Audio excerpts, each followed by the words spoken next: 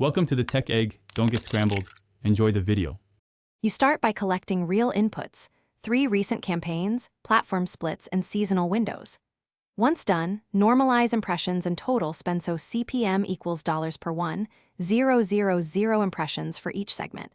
You should remove obvious noise, bot traffic, invalid clicks, and off-target geos because these skew averages. Make sure to mark campaign objectives and targeting layers.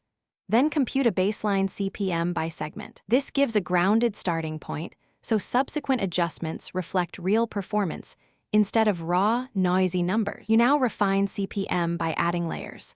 Break it down by format, placement, audience, and hour of day.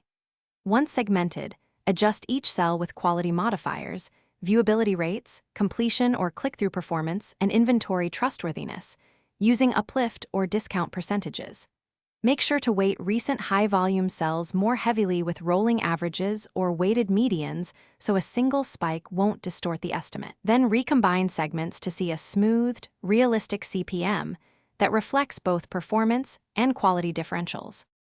You finish by aligning the model with market norms and adding a small contingency buffer, typically 2 to 10%, to cover volatility. Once done, document every assumption, input, and adjustment formula so stakeholders can audit your logic. Make sure to validate against external benchmarks and recent invoice data. If numbers look off, recheck raw logs for bot spikes, compare to third-party benchmarks, and rerun calculations after fixing data issues. This gives you a defendable, realistic CPM ready for planning and negotiation.